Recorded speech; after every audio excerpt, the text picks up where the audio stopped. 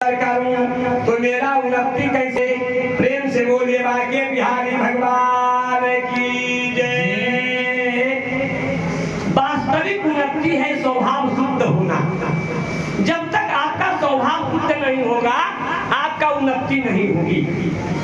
सांसारिक उन्नति वर्तमान की वस्तु नहीं है और परमार्थिक उन्नति भविष्य की वस्तु नहीं है। जो आराम चाहता है वह अपनी वास्तविक उन्नति नहीं कर सकता। राजकुमार बाबू, जो आराम चाहता है वो वास्तविक उन्नति नहीं कर सकता। जिस प्रकार आकाश में वृक्ष, जिस प्रकार आकाश में वृक्ष ही ऊंचा उठे उसकी कोई सीमा नहीं है, इसी प्रकार मनुष्य की उन्नति की भी कोई सीमा नहीं है। आप जितना मेहनत मजदूरी करोगे उतना ही आपको मिलेगा, पर परमार्थिक धन जो कमाओगे वो आपके लिए होगा। परमार्थ करना बहुत बड़ा काम है। हे मेरे भाई, शरीर, इंद्रियां, मन, बुद्धि से अपना संबंध न रखना ही सच्चा एकांत है। एकांत पे मैं बोल रहा हूँ, ध्यान से सुनिए। शरीर, इंद्रियां, मन, बुद्धि से अपना संबंध न रखना ही सच्चा एकांत है। एकांत मिले या समुदाय मिले, साधक को अपना साधन किसी परिस्थिति के अधीन नहीं मानना चाहिए। प्रत्युत प्राप्त परिस्थिति के अनुसार अपना साधन बनाना चाहिए। एकांत की इच्छा करने वाला परिस्थिति के अधीन होता है और जो परिस्थिति के अधीन होता है वह भोगी होता है, योगी नहीं हो सकता। साधना का न तो जन समुदाय में राग होना चाहिए, साधक का और साधना का न तो जन समुदाय में राग होना चाहिए न एकांत में। कल्याण परिस्थिति से नहीं होता, प्रत्युत राग रहित होने से होता है। मच्छर बड़ा ज्यादा परेशान कर रहा है। निर्जन स्थान में चले जाने को अथवा अकेले पड़े रहने को एकांत मान लेना ही भूल है, क्योंकि संपूर्ण संसार का बीज यह शरीर तो साथ में है ही। जब तक शरीर के साथ संबंध है तब तक संपूर्ण संसार के साथ संबंध बना हुआ है। संपूर्ण संसार के साथ संबंध बना हुआ है। शरीर का संसार का ही एक अंग है, शरीर भी संसार का ही एक अंग है। अतः शरीर में और शरीर से संबंध विच्छेद होना अर्थात उसमें अहंता ममता न रहना ही वास्तविक एकांत है। मनुष्य प्रत्येक परिस्थिति में अपने कर्तव्य का पालन कर सकता है। कर्तव्य का अर्थात स्वरूप है सेवा, अर्थात संसार में मिले हुए शरीर आदि पदार्थों को संसार के हित में लगाना। राग द्वेष के कारण ही मनुष्य को कर्तव्य पालन में परिश्रम या कठिनाई प्रतीत हो रही है। जिसे करना चाहिए और जिसे कर सकते हैं उसका नाम है कर्तव्य। जिसे करना चाहिए और जिसे कर सकते हैं उसका नाम है कर्तव्य। कर्तव्य का पालन न करना प्रमाद है। प्रमाद तमोगुण है और तमोगुण नरक है। नरक अस्ताह गुन्ना है। श्रीमद् भागवत में इसका वर्णन आया है भैया। अपने सुख के लिए किए गए कर्म असत और दूसरों के हित के लिए किए गए कर्म सत्य होते हैं। अपने सुख के लिए किए गए कर्म असत्य होता है और दूसरों के हित के लिए किए गए कर्म सत्य होता है। असत्य कर्म का परिणाम जन्म मरण की प्राप्ति से, सत्य कर्म का परिणाम परमात्मा की प्राप्ति है। अच्छे से अच्छा काम करो, पर संसार को स्थायी मानकर मत करो। जो निष्काम होता है वही तत्परता पूर्वक अपने कर्तव्य का पालन कर सकता है। दूसरों की तरफ देखने वाला कभी कर्तव्यनिष्ठ नहीं हो सकता। ध्यान रहे भैया, दूसरों की तरफ देखने वाला कभी कर्तव्यनिष्ठ नहीं हो सकता, क्योंकि दूसरों का कर्तव्य देखना ही अकर्तव्य है। कौन क्या कर रहा है इसे आप नहीं देखिए, स्वयं आप क्या कर रहे हैं इस पे प्रकाश डालिए। स्वयं आप क्या कर रहे हैं इस पे प्रकाश डाला जाए, वो ज्यादा अच्छा होगा। गोविंद मेरो है, गोपाल मेरो है, गोविंद मेरो है, गोपाल मेरो है, गोविंद मेरो है, गोपाल मेरो है, गोविंद मेरो है, गोपाल मेरो है, मेरे बाके बिहारी नंदलाल मेरो है, मेरे बाके बिहारी नंदलाल मेरो है, गोविंद मेरो है, गोपाल मेरो है, गोविंद मेरो है, गोपाल मेरो है, श्री बाके बिहारी नंदलाल मेरो है, श्री बाके बिहारी नंदलाल मेरो है, नंदलाल मेरो है, गोपाल मेरो है, नंदलाल मेरो है, गोपाल मेरो है, नंदलाल मेरो है, गोपाल मेरो है, नंदलाल मेरो है, गोपाल मेरो है, श्री बाके बिहारी नंदलाल मेरो है, श्री बाके बिहारी नंदलाल मेरो है। प्रेम से बोलिए भक्त बसकर भगवान की, बाके बिहारी भगवान की। लगता है कथा पंडाल में जितने लोग बैठे सब उपवास में हैं। कथा पंडाल से आवाज बाहर नहीं निकल पाता है, इसका मतलब कि आप सब सुस्त हैं, सोए के सामान है। और सोए के सामान जो होता है वो क्या होता है जानते हैं? राधे। देखिए मुंह से बोलिए, जय, जब जय बोलिएगा मुंह खुलेगा तो आपका पाप का नाश होगा। भगवान के सामने दीप जलाओ तो इस बात का अहंकार मत करना कि मैंने दीप जलाया। आजकल की माताएं क्या करती हैं? एक पुत्र और बहू अपने माता जी को तीर्थ लेकर गया। माता जी चलते चलते एक सहेली को ले लिए। सहेली उनका बड़ा कटाक्षपूर्ण था, अति कटाक्षपूर्ण था। भीतर से तो शून्य थे लेकिन ऊपर से बहुत चालाक थी।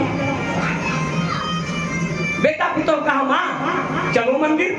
अरे बेटा हमको चला नहीं जाता है। तो मैं जाऊं? जा। बेटा पुत्र बहु दर्शन करने गया। जब दर्शन करने गया तो उसकी सहेली कहती है तुम काहे को आई थी यहाँ? किस लिए आई थी? तुम्हारा बेटा पुत्र दर्शन कर रहा है, घूम रहा है, तुम यहाँ बैठी हो। अपने तो गई दूसरों को लेकर जा रही है। अपने तो गई सहेली को लेकर जा रही है। बूढ़ी माता के मन में भाव आ गया, सही कह रही हो, सही कह रही हो। हम तो दर्शन किए नहीं तो हमको क्या फल मिलेगा? अरे माँ, जिसे तू जन्म दिया है वो बेटा तुम्हें तीर्थ लेकर आया है, वहां ही फल का अधिकार तेरा शून्य हो गया। अब तेरे द्वारा जो भी पूजा पाठ करेगा अर्थात तू करेगी, तू खर्च करेगी, वो तेरा उत्थान होगा, तेरा बाल बच्चा आगे बढ़ेगा। थोड़ा सा मन में भाव आया। रात में सोई भगवान आ गए स्वप्न में और कहते हैं कि तुम किया हुआ पुण्य नष्ट कर दिया एक बातों में। तुम क्या सोच रही है? तुम्हारा बेटा बहू जो भी कर रहा है तुम्हारे लिए कर रहा है, और तुम्हारे वचन से जो भी निकलेगा उसके लिए निकलेगा। पिता का आशीर्वाद पड़े या ना पड़े, माता का आशीर्वाद छन छन पड़ता है। एक कभी मत कहना बेटा को तुम नाश हो जाओ, तुम दरिद्र हो जाओ, तुम बड़ा नकारत हो। जो माँ कहती है वो बेटा को भोगना पड़ता है। भागवत जी कह रहे हैं, आज वही आप सुनिएगा। एक माँ पुत्र के लिए वयोव्रत करती है, पुत्र पाने के लिए गलियों में ईटा तक पूज देती है ना। पुत्र होता है तो बगल वाली के चक्कर में पड़ के बहू को गाली देना शुरू कर देती है। समझो, जाग जोगी जाग। मैं क्या कह रहा हूँ, एक घर घर की बात है, हर जगह की बात है, इसमें मत पड़ना। इसी से मैंने आपके सामने बात रखा कि भगवान के सामने दीप जलाओ तो इस बात का अहंकार मत करना कि मैंने दीप जलाया है ना। अरे क्या बात करती हो, मैं तो रोज मंदिर जा रही हूँ दीप जलाने।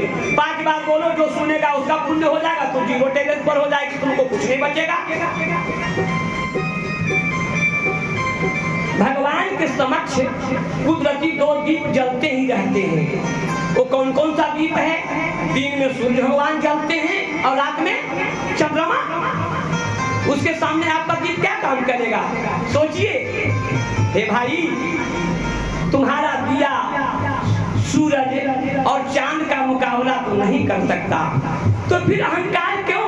बस इतना ही विचार करना कि प्रभु मेरे लिए या मेरे द्वारा या मेरे कहने पे मेरा बेटा बहू जो कर रहा है हमारे कल्याण के लिए कर रहा है, वो मेरे आदेश से कर रहा है, तो फिर दूसरे के चक्कर में कहाँ पड़ रही हो? रोज सुनाता हूँ कि अरे लोगों, ये मैं जगाता हूँ लोग को कहकर, अरे लोगों सजग रहना अजब कली काल आया है। अरे लोगों सजग रहना अजब कली काल आया है। अरे लोगों सजग रहना अजब कली काल आया है।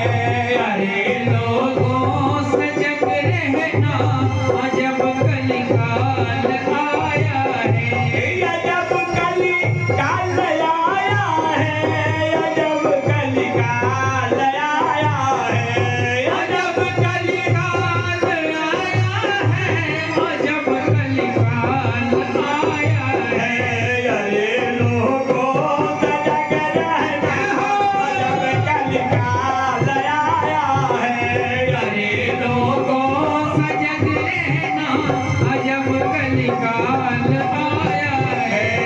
कौरवों से भी लग रहना अजब कली काल आया है। कौरवों से भी लग रहना अजब कली काल आया है। आपको कौरव दल पट पर मिलेंगे पर पांडव दल नहीं मिलेगा। एक राम कहीं नजर न आए 100 रावण चौराहे पे। एक राम कहीं नजर न आए और 100 रावण चौराहे पे। डर से सीता कांप रही है, लाज बचेगी कैसे मेरी? कलिकाल है। प्रभु आप इतना ही विचार करना कि प्रभु मैं नदी के जल से सागर को पूज रहा हूँ। हे सरकार, देवों के देवदासी परमात्मा, मैं नदी के जल से सागर को पूज रहा हूँ, दीप से सूरज की आरती उतार रहा हूँ। हे प्रभु, तेरा ही तुझको अर्पण कर रहा हूँ। रोज गाते हो आरती में, तेरा तुझको अर्पण क्या लागे मेरा प्रभु, क्या लागे मेरा। तेरा तुझको अर्पण क्या लागे मेरा प्रभु, क्या लागे मेरा। और तांबा के कलश बिठाए गर पंडित जी लेकर जाए, झगड़ा रखा मेरा। अभी तो तू कह रही थी तो ये सुनाने के लिए, लेकिन बलराम क्या मांगती है सब माताएं? हे सरकार, सभी धन हमारा हो जाए, गोतिया हमसे बड़ा ना हो जाए। सब धन हमारा हो जाए सरकार, गोतिया हमसे बड़ा नहीं होना चाहिए। नहीं, आप ये कहो कि सरकार सब कोई बड़ा हो जाए, उसके बाद अन्न का व्यवस्था हमारे लिए कर देना। बड़ा नहीं बनना है सरकार। साई इतना दीजिए जामे कुटुंब समाए और मैं भी भूखा ना रहूं, साधु ना भूखा। ये भाव खाली कहते हैं लोग, जानने में और समझने में अंतर है। जानने का मतलब आप हमको नाम जान लिए, हम आपका नाम जान लिए, लेकिन आप हमको समझेंगे तब तो।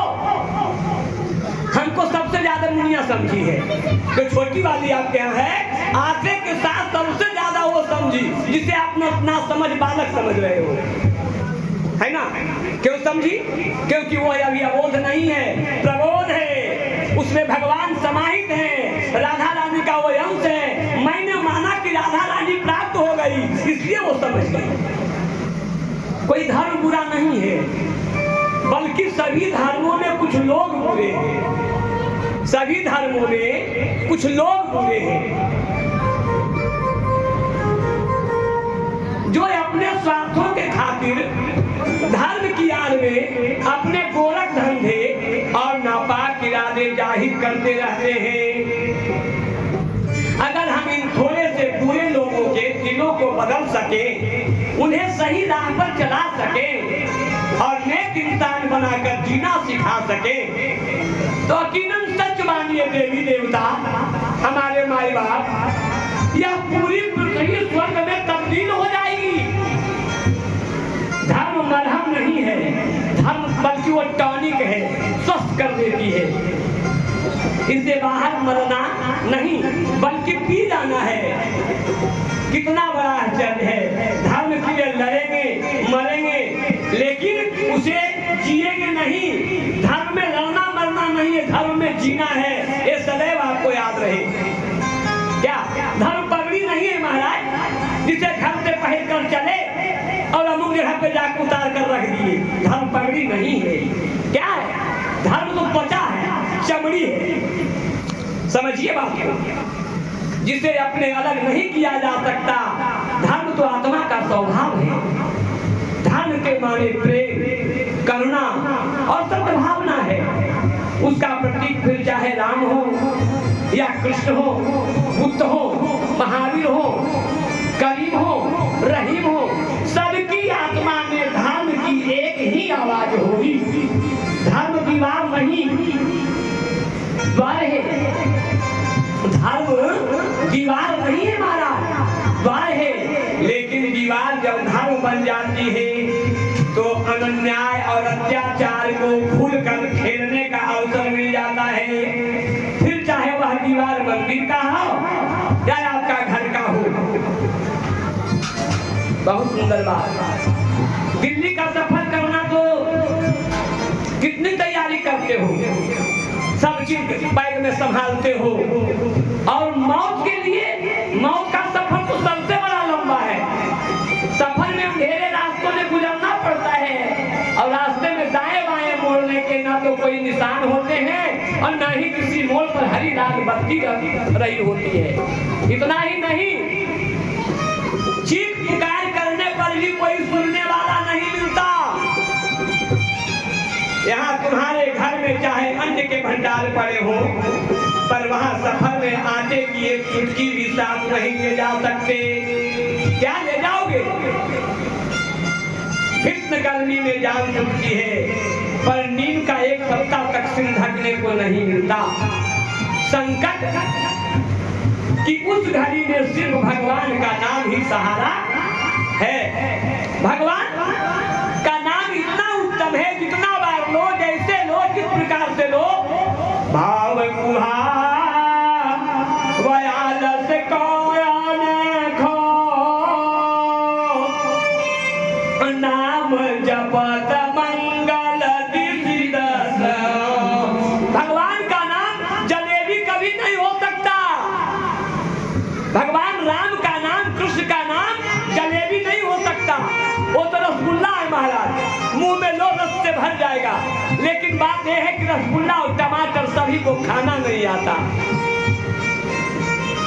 रसगुल्ला वही खाता है जो रसगुल्ले को उठाकर एक बार मुंह में ले लिया, वो रसगुल्ला खाने वाला आदमी है। रसगुल्ला तोड़कर, रसगुल्ला काट कर खाने का महत्व नहीं है। और आदमी एक दफा मुंह में लगाएगा, पूरे रस उसका पूरे मुंह में भर जाएगा, जिसे खाने नहीं आता। टमाटर का भी वही बात है। तो भगवान का नाम जलेबी कभी नहीं हो सकता। भगवान का नाम तो रसगुल्ला है। भैया, अब संत मुनियों को अपने प्रवचन साधारण जनता के बीच में करने का बच्चा, बड़ा सुंदर बात कह रहा हूँ। अब प्रवचन बड़े बड़े कथाकार जो हैं, जिनके नख के बराबर में मैं नहीं हूँ, अपेक्षा लोकसभा और विधानसभाओं में करने चाहिए, क्योंकि खतरनाक लोग तो वही मौजूद है ना। सुनिए, पीछे वाले भैया लोग हमारे बात पर जरूर ध्यान दीजिए। मेरा विश्वास है अगर देश और प्रदेश की राजधानियों में बैठे करीब 90 से 140 करोड़ लोग सुधर जाए तो देश की 1.25 अरब जनता अपने आप रातों रात सुधर जाएगी। सुधार की प्रक्रिया नीचे से नहीं, सुधार की प्रक्रिया ऊपर से होनी चाहिए, क्योंकि भ्रष्टाचार की गंगोत्री ऊपर से नीचे की ओर बहती है, नीचे से ऊपर की ओर नहीं जाती है। सरकार गंगोत्री ऊपर से नीचे की ओर है। और अगर ऋषिकेश में गंगा का शुद्धिकरण हो जाए तो हरिद्वार और उसके नीचे के तमाम घाट स्वतः शुद्ध हो जाएंगे। गंगोत्री में गंगा का शुद्धिकरण हो जाए तो हरिद्वार और उसके नीचे के तमाम घाट स्वतः शुद्ध होते चले जाएंगे। किसी की अर्थी को सड़क से गुजरते हुए देखकर ये मत कहना कि बेचारा चल बसा, अभी तू उस अर्थी को देखकर सोचना कि एक दिन मेरी अर्थी भी इसी रास्ते से जाएगी। भगवान का कहना है कि स्मशान गांव के बीच में होना चाहिए था, चौराहे पे होना चाहिए था, कि आते जाते लोगों को एक ख्याल हो जाता कि मुझे भी यहाँ आकर इसी रूप में झलकना है, जलना है। और हर मानव को स्मशान की याद 2-4 बार 24 घंटा में करना चाहिए। और लोग सड़क के दोनों ओर खड़े होकर देखते रह जाएंगे। उस अर्थी से अपनी मृत्यु का बोध लेना, उस अर्थी से अपनी मृत्यु का बोध लेना चाहिए, क्योंकि दूसरों की मौत तुम्हारे लिए एक चुनौती है। अर्थी उठने से पहले जीवन का अर्थ समझ लेना, वरना बड़ा अनर्थ हो जाएगा। वैसे गधे को कभी नहीं लगता उसका जीवन व्यर्थ है, लगता है महाराज? गधे को कभी लगता है उसका जीवन व्यर्थ है? उसे भी लगता है कि मैं ही आनंद हूँ। ये मेरे भाई, 2 बातों को ध्यान रखें। ये मैं अभी का जो बात चल रहा है जनरल बोल रहा हूँ, 2 बात ध्यान रखें। एक, टीवी देखते हुए अखबार पढ़ते हुए भोजन ना करें। दूसरा, अखबार पढ़ते हुए चाय न पिए। आज के जीवन में ये जो है 2 जबरदस्त बुराइयां हैं, आप इन्हें अविलंब सुधार लें। क्योंकि जब आप टीवी देखते हुए खाना खाते हैं और अखबार पढ़ते हुए चाय पीते हैं, या आप सिर्फ खाना या चाय नहीं खाते पीते, बल्कि उस टीवी और अखबार में हिंसा, अश्लीलता और भ्रष्टाचार की खबरें जो होती हैं उन्हें भी आप खा पी जाते हैं, है ना? और फिर वे खबरें आपको अपने से बेखबर कर देती है। अगर आम आदमी अपनी ये 2 आदतें सुधार ले तो पूरे समाज व देश की आबो हवा बदल सकती है। जिस प्रकार जिंदा रहने के लिए भोजन जरूरी है, भोजन से भी ज्यादा पानी जरूरी है, पानी से भी ज्यादा वायु जरूरी है, और वायु से भी ज्यादा आयु जरूरी है, मगर मरने के लिए कुछ भी जरूरी नहीं है। आदमियों, यूं ही बैठे बैठे मर सकता है। आदमी केवल दिमाग का नस फटने और दिल का धड़कन रुकने से नहीं मरता, बल्कि उस दिन भी मर जाता है जिस दिन उसकी उम्मीदें और सपने मर जाते हैं, उसका विश्वास मर जाता है। इस तरह आदमी मरने से पहले भी मर जाता है, और फिर मरा हुआ आदमी दोबारा थोड़े न मरता है भैया। अगर आप बाप हैं तो आपका अपने बेटे के प्रति बस एक ही फर्ज है कि आप अपने बेटे को इतना योग्य बना दें कि वह संत, मुनि और विद्वान की सभा में सबसे आगे की पंक्ति में बैठने का हकदार हो जाए। आप जो रोज करते हो उससे मैं बड़ा प्रसन्न होता हूँ। समझे प्रेमी जी? आपकी ओर इशारा है। आप जो रोज करते हो उससे मैं प्रसन्न होता हूँ, है ना? इतना ना लायक बना दो कि सभा में संत, मुनि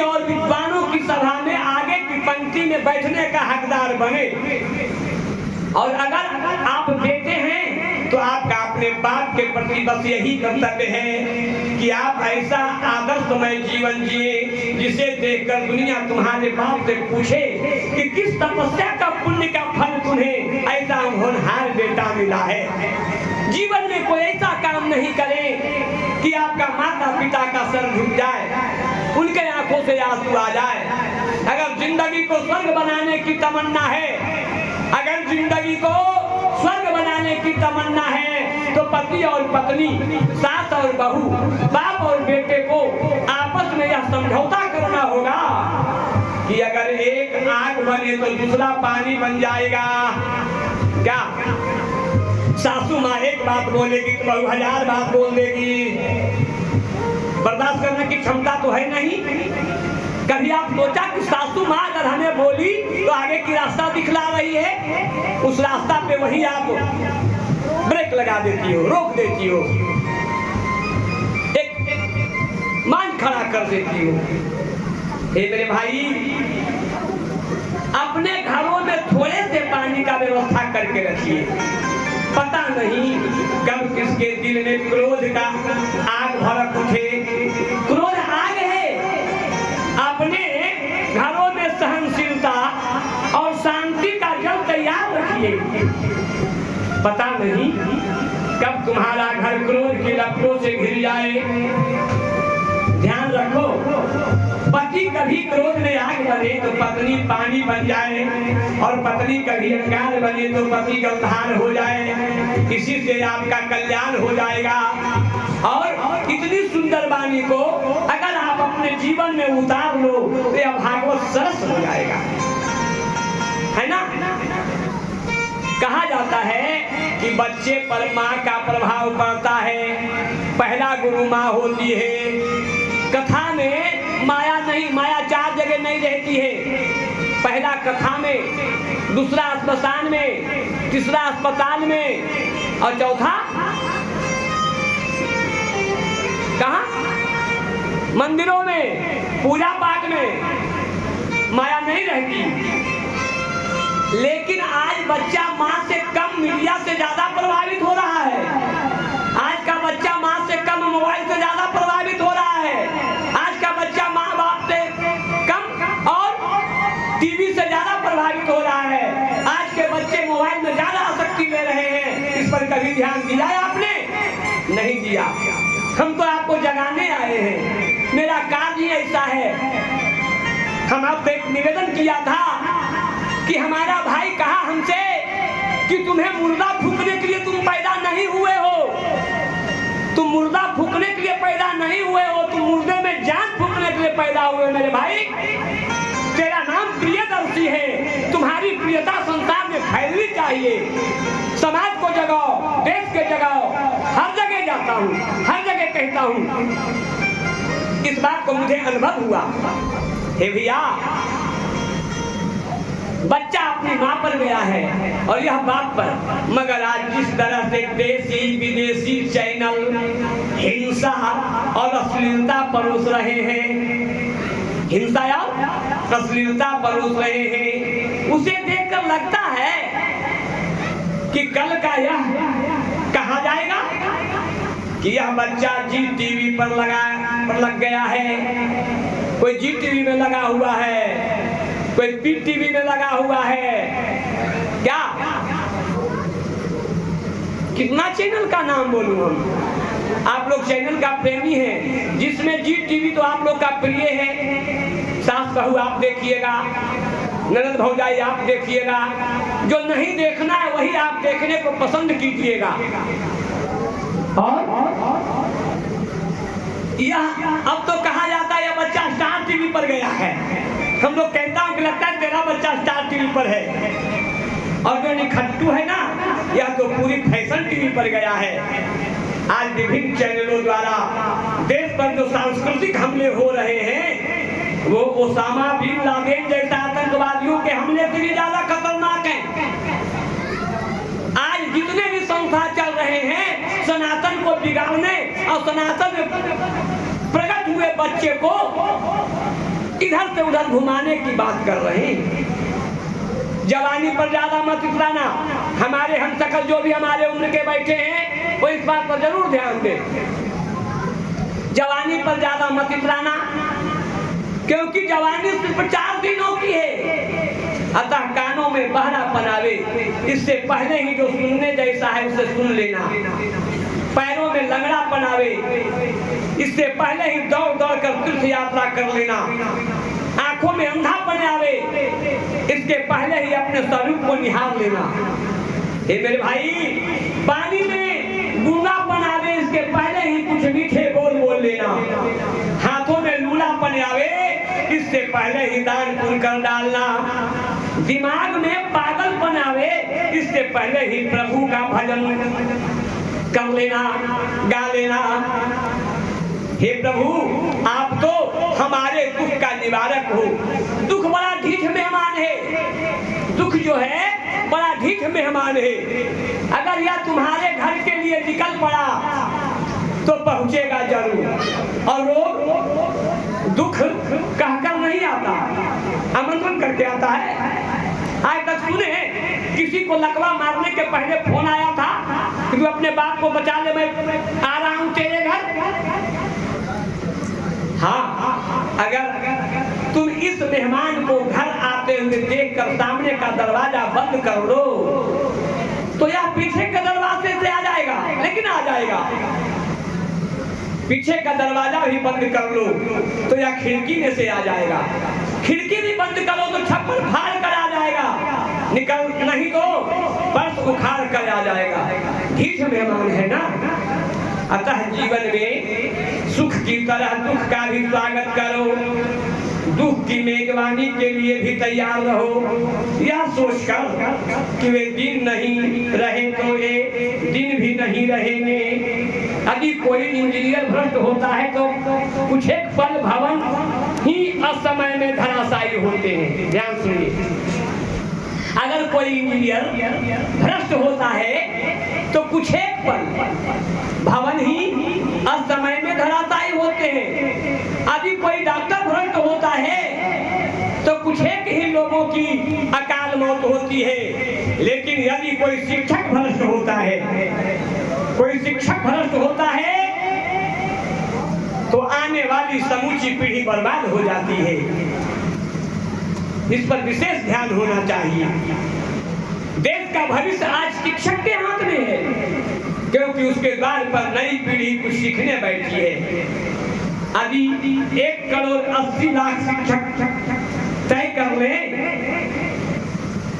तो 2035 का भारत को विकसित राष्ट्र का विश्व राष्ट्र बना सकते हैं। भैया, शिक्षक बहुत बड़ी चीज है, लेकिन मैं क्या कहूँ, हम तो विशेष नहीं कह सकता, लेकिन देखकर मुझे दुख होता है। मुझे देखने के बाद लोग समझते हैं कि कहां से आ गया, क्या कर रहा है। हे भैया, पुत्र तुम्हारी सेवा करे तो यह कोई आश्चर्य नहीं है, वह तो करेगा ही, क्योंकि वह आखिर तुम्हारा ही खून है। लेकिन यदि पुत्र वधू सेवा करे तो यह आश्चर्य है। पुत्र वधू समझते हैं ना, बहू। अगर कोई सास ससुर का बहू सेवा करे तो यह आश्चर्य है। वह खून तो दूर खानदान तक की भी नहीं है, फिर भी सेवा कर रही है तो निश्चित ही यह तुम्हारे किसी जन्म का पुण्य का फल है। आज के समय में और आज सब तरह के पुण्य भोगना बहुत सारे लोग की किस्मत में है, लेकिन पुत्र और पुत्र वधू की सेवा के पुण्य को भोगना बिरले ही माँ बाप के भाग्य में है। पड़ोस धर्म को निभाइए, पड़ोसी को इतना सजा के रखिए, इतना मधुर व्यवहार करके रखिए कि आपके बिना उसको बने नहीं। पड़ोस धर्म क्या है? यही कि आप भोजन अवश्य करें, मगर इस बात का ख्याल रखें कि कहीं आपका पड़ोसी भूखा तो न रह गया। जय हो। लेकिन एक भी घर ऐसा नहीं करता है कि बगल वाला घर मेरा भूखा है। जय हो। काया जी, मिर्चाई बिक गया, झुक रही हो ना? हम तू ना कहेगी तो हम मानेंगे? झुकने वाले का सर बताता है कि मैं हावड़ा टू बम्बई का सैर कर रहा हूँ, है ना?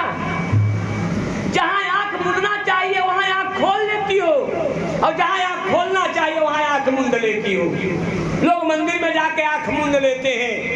मंदिर में जब जाओ तो हाथ जोड़कर भगवान को निहारो, अपने नजरों में बसाओ। मैं प्रतिदिन आपसे आग्रह करता हूँ कि श्याम नैनों में मेरा समाया करो, राम नैनों में मेरा समाया करो। मैं पुकारूं तो भगवान तू आया करो, मैं पुकारूं तो भगवान तू आया करो। राम नैनों में मेरा समाया करो, राम नैनों में मेरा समाया करो। श्याम नैनों में मेरा समाया करो, श्याम नैनों में मेरा समाया करो। मैं पुकारूं तो भगवान तू आया करो, मैं पुकारूं तो भगवान तू आया करो। नृत्य बोले भक्त वत्सल भगवान की जय। महामहिम पूरी पीठाधीश्वर परम सौभाग्य महाभाग्य श्री निश्चलानंद महाराज जी श्री गया के धराधाम में पधारे हुए हैं। बहुत सौभाग्य की बात है कि मैं उनका स्वागत कर रहा हूँ, माइक पे बोल रहा हूँ और उनसे मैं प्रश्न कर रहा हूँ कि सरकार इस धराधाम पर आकर लोग पिंडस्थ क्यों हो जाते हैं और इसकी उत्पत्ति कहाँ से हुई? उन्होंने कहा, बाबू जब तक आंख मूंदकर भगवान को देखोगे तब तक भगवान आपको नहीं देखेगा। आंख खोलकर देखो, है ना? आंख खोलकर उन्हें देखो। लोग कहते हैं कि आंख मूंदकर ध्यान कर रहा हूँ। आंख मूंदो तो हजारों बातें तुम्हारे दिमाग में आना प्रारंभ हो जाएंगे। मूंदकर देखो, 2 मिनट भगवान के लिए आंख मूंदो तो आपको दिमाग में आएगा कि मेरा बहू क्या कर रही है, पता नहीं नाती मेरा कैसा है, पोता कैसा है, अब पता नहीं कि दरवाजे पर जूता है कि कोई ले गया, सैंडल है कि कोई ले गया। आंख खोल कर देखो, अपने नैनों में भगवान की सूरत को बताओ। दर्शन करने गए हैं ना आप, दर्शन करने गए हैं तो दर्शन करने के जब दर्शन का मौका मिला तो आप हाथ जोड़ करके दीन भाव हुआ, लेकिन आंख मूंद लिया तो भगवान भी आंख मूंद लिए। जब तुम देखोगे तब ना वो तुमको देखेंगे, ये भाव है ना आजी? हे भैया, मगर इस बात का ख्याल रहे, आज तक ऐसा सोचा कि बगल वाला खाया कि नहीं खाया, बड़ा गरीब है, एक बार पूछ लेता हूँ उसके बच्चे सो गए तो नहीं। जिस दिन ये भाव आ जाएगा भगवान खुद तेरे घर में आकर तेरा प्रेरणा को पूर्ण करना प्रारंभ कर देंगे। और अच्छा पड़ोसी आशीर्वाद है। अगर अच्छे पड़ोसी मिले हैं, मधुर पड़ोसी मिले हैं आपको, तो भगवान का आशीर्वाद है। नहीं तो पड़ोसी तो घर का नाली में ईटा लगा देता है कि आपका पानी जो गिरता है मेरे दीवार में मर रहा है। हे मेरे भाई, अच्छा पड़ोसी आशीर्वाद है। पड़ोसी के साथ कभी बिगाड़ न करें, क्योंकि हम मित्रों के बिना तो जी सकते हैं लेकिन पड़ोसी के बिना नहीं जी सकते हैं। और पड़ोसी के सुख दुख में सहभागी बनिए, कारण कि पड़ोसी के घर में आग लगी है तो समझना तुम्हारी अपनी संपत्ति भी खतरे में है। 4 भाई का घर एक में है ना, इससे ज्यादा उदाहरण कहाँ जाऊं? ये 4 भाई का घर एक में है। अगर यहाँ अब तकुन है तो वहाँ भी अब तकुन है। अगर उस घर में अब तकुन पहुंचा तो उस घर में भी अब तकुन है। समझिए इस बात को। हे मेरे भाई, कारण कि पड़ोसी के घर में आग लगी है तो आपकी संपत्ति भी खतरे में है। कहीं आग के लपट में आपका घर न आ जाए। और अगर तुम आज पड़ोसी के यहाँ नमकीन भेजते हो, आज पड़ोसी के घर में आप नमकीन भेजे हैं तो कल वो मिठाई भेजेगा। अगर आप कुछ नहीं देते हो तो उसका विवाह हो रहा है फिर भी आपको नहीं पूछेगा। ऐसा होता है ना। इसलिए जाग जोगी जाग, धर्म के से ओत-प्रोत हो आप। और बहुत सुंदर बात, अब जो मैं अंतिम वाणी आपको यहाँ बोल रहा हूँ उसे ध्यान से सुनो। 10 गाय दान करना बड़ा पुण्य है, इसे पर आप गुरु जी ध्यान देंगे। 10 गाय दान करना बड़ा पुण्य है, मगर इससे भी बड़ा पुण्य है कि कत्ल खाने में जाती हुई एक गाय को अगर बचा लिया, कत्ल खाने में जाते हुए एक गौ को भी तो बचा लिया, तो 10 मंदिर का निर्माण करने से बड़ा पुण्य आपको मिलेगा। हमारे यहाँ एक शंभूलाल है। शंभूलाल आज के समय में IAS है। वो दोनों पति पत्नी घर आए और अपनी बूढ़ी माँ से बड़ा सुंदर बात कहा माँ तू बूढ़ी हो गई है ना, तुमसे कुछ नहीं हो आता है, गाँव को बेच देता हूँ। माँ तुरंत कहती है अरे बेटा मैं भी बूढ़ी हो गई हूँ, मुझे भी कहीं छोड़ दे। IAS पन समाप्त हो गया, कुछ नहीं बचा। क्या बचा कि अगर गौ माता बूढ़ी हो गई है, जिसे तुम बेचोगे तो कसाई खरीदेगा, तो मैं भी तो बूढ़ी हो गई हूँ। इसका जवाब है माँ, है जवाब श्री राधे।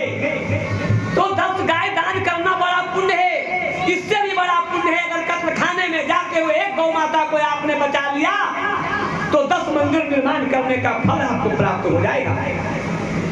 मगर इससे भी बड़ा पुण्य एक प्राचीन मंदिर का जीर्णोद्धार करना है।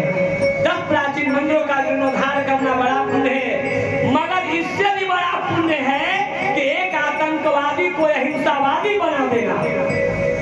जिसका दिमाग बिगड़ा हुआ है भैया, उसको सुधार देना। एक मांसाहारी को शाकाहारी बना देना। अगर आप अपनी प्रेरणा से एक मांसाहारी व्यक्ति को शाकाहारी बना देते हैं तो समझना अपने घर बैठे ही 4 धाम की यात्रा करने का पुण्य अर्जित कर लिया। श्री राम जय राम जय जय राम, श्री राम जय राम जय जय राम, श्री राम जय राम जय जय राम, श्री राम जय राम जय जय राम। बोलो श्री राम जय राम जय जय राम, बोलो श्री राम जय राम जय जय राम। बोलो श्री राम जय राम जय जय राम, श्री राम जय राम जय जय राम, श्री राम जय राम जय जय राम, श्री राम जय राम जय जय राम। जय राम लला जय जनक लली, जय राम लला जय जनक लली, लक्ष्मण जय बजरंग बली, लक्ष्मण जय बजरंग बली। बोलो श्री राम जय राम जय जय राम, बोलो श्री राम जय राम जय जय राम, बोलो श्री राम जय राम जय जय राम, बोलो श्री राम जय राम जय जय राम।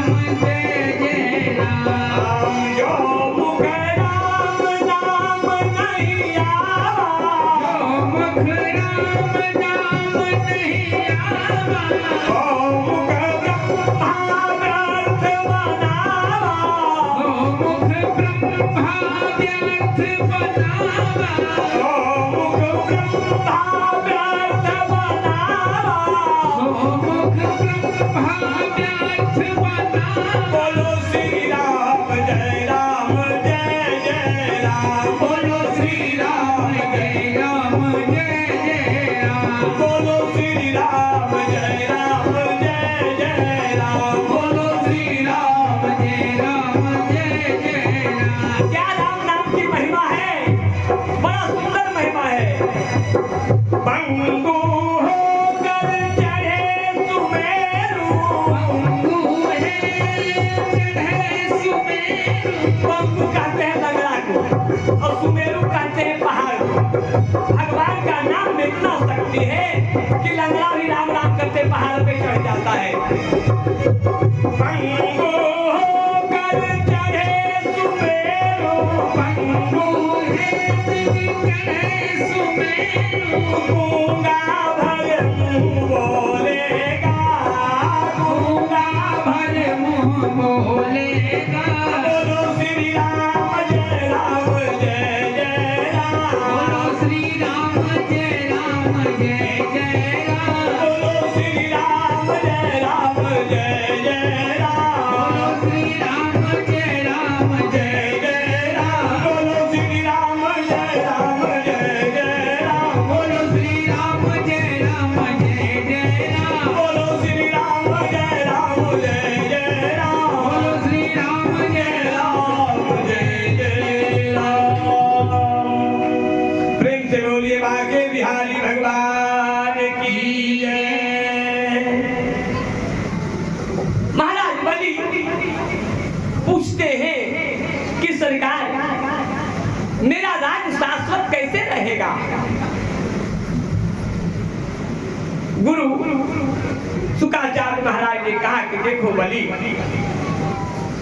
एक ही उपाय है, 100 विश्वजीत यज्ञ आदि तू करे तो तेरा राज कोई नहीं ले सकता, कोई नहीं जीत सकता। आप विश्वजीत का यज्ञ करो। कितना यज्ञ करना है? तो 100 यज्ञ करना है। बड़ा सुंदर बात।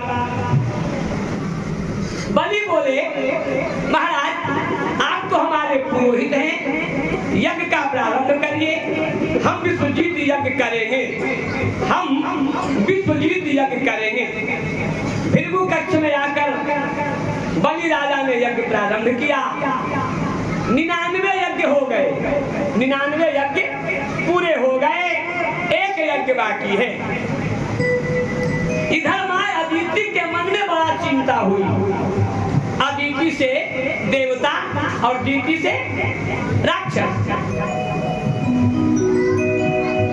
यदि यह यज्ञ पूरा हो गया तो मेरे बेटे तो दर-दर के भिखारी बने रहेंगे, दर-दर के भिखारी बन जाएंगे।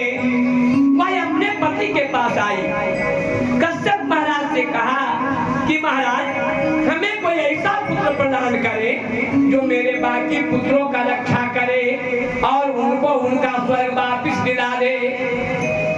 बहु बजन बहु बेटियां दो नारी वरधार, ताको कहा न मारिए मार दिया करतार।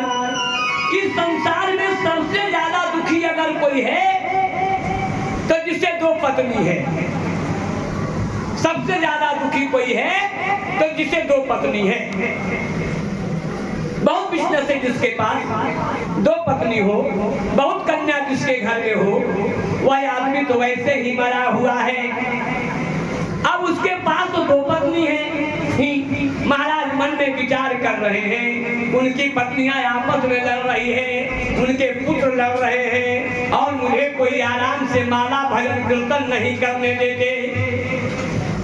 जब दीति प्रश्न करती है, हाथ जोड़कर प्रार्थना करती है, तो महाराज उन्हें बताते हैं एक व्रत का नाम, जिनका नाम पयोव्रत है। आज भी काक बंध्या भी अगर माताओं को है, बंध्यापन है, अब पयोव्रत करती है माँ, तुम्हें संतान पैदा होता है। खुद भगवान उनके घर में